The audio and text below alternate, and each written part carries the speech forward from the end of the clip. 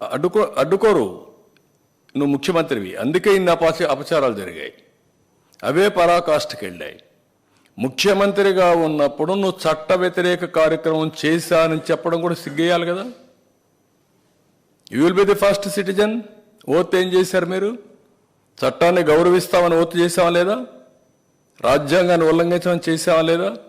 ఇది చట్టం జరిగిందా లేదా? చట్టాన్ని ఉల్లంఘించారా లేదా? దానిపైన కూడా మీ పైన యాక్షన్ తీసుకోవాలి కదా. అటు జరిగితే మరి అడ్డుకోలేదంటే ఎవరు అడ్డుకుంటారు? సీఎంగా పోతే ముఖ్యమంత్రిగా అధికారం ఇచ్చారు, కానీ దేవాలయంలో సాంప్రదాయాలు వైలేట్ చేయమని లేదు. మీరు గుర్తుపెట్టుకోవాలి. ముఖ్యమంత్రి అనే వ్యక్తి మొదటి రెస్పాన్సిబుల్ వ్యక్తి. చట్టాన్ని గౌరవించడంలో మొదటి వ్యక్తిగా ఉండాలి. సాంప్రదాయాలు గౌరవించడంలో మొదటి వ్యక్తిగా ఉండాలి.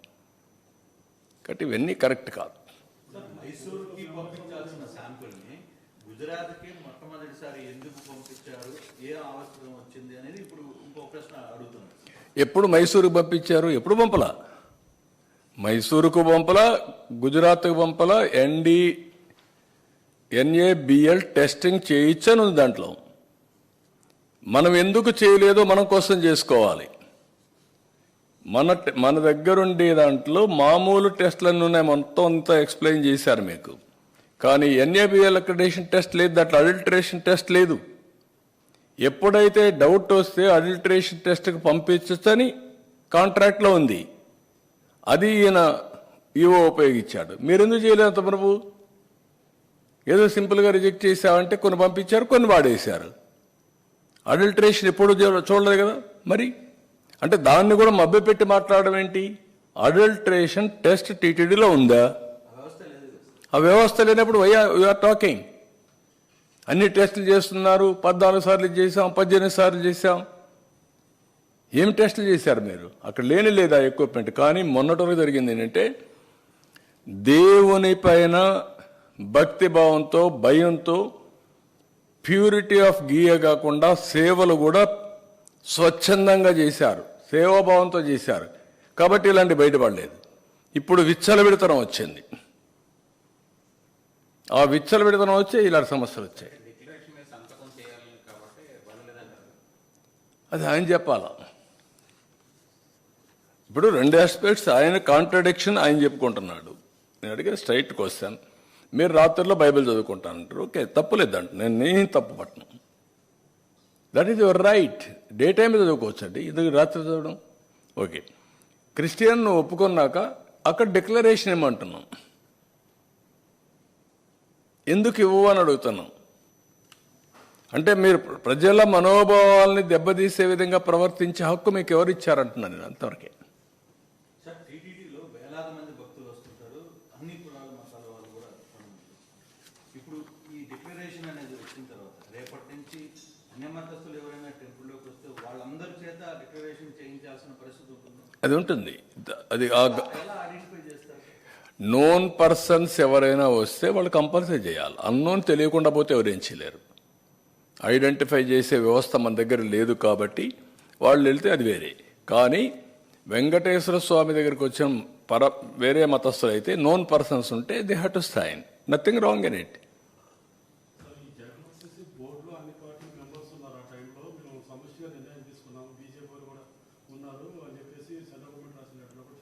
అన్నీ బీజేపీ రికమెండ్ చేసిన సభ్యులను కూడా బోర్డులో పెట్టుకున్నాము.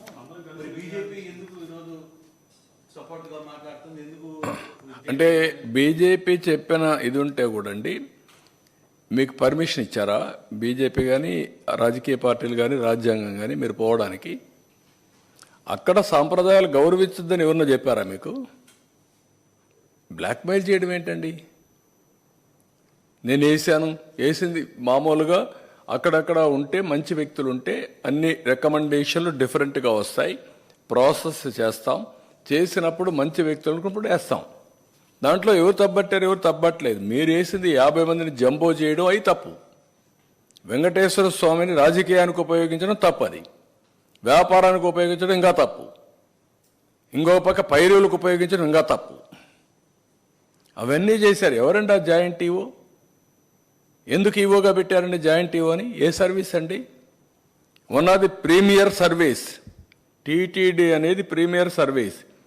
All IAS officers, senior officers కనీసం నా జీవితంలో ఒక 2 సంవత్సరాలు, 1 సంవత్సరం దేవునికి సేవ చేయాలి, నాకు మోక్షం కలుగుతుంది.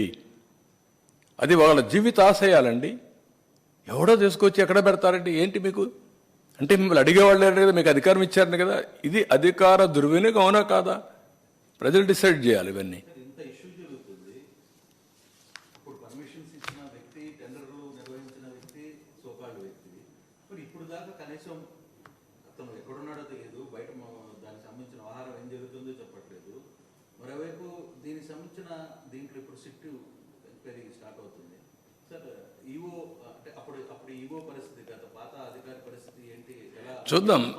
అవన్నీ అన్నీ కూడా డీటెయిల్స్ అన్నీ వస్తే దాని గురించి మాట్లాడదాం. నేను ఏ ఒక్క వ్యక్తుల గురించి నేను మాట్లాడడం లేదు. సాంప్రదాయాలు, రూల్స్, కొద్దిగా అక్కడ జరిగే అవకతవకలు, ఆ విషయాలే మాట్లాడుతాం. దీంట్లో ఎవరు ఇన్వాల్వ్ అయినా వాళ్ళందరిపైన చట్టపరంగా యాక్షన్స్ ఉంటాయి. I'm very clear.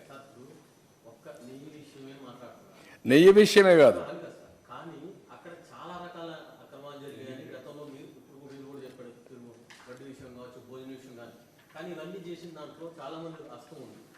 మరి వాళ్ళందరి మీద ఎలాంటి చర్యలు ఉంటాయి? నేనేమంటానంటే అందుకే ఫస్ట్ టైం ప్రక్షాళన కోసం శ్యామలరావును పంపించాం, విజిలెన్స్ కూడా వేసాం ఇంత మునిపి. తర్వాత ఇది వచ్చింది కాబట్టి ఇప్పుడు సిట్ వేసాం.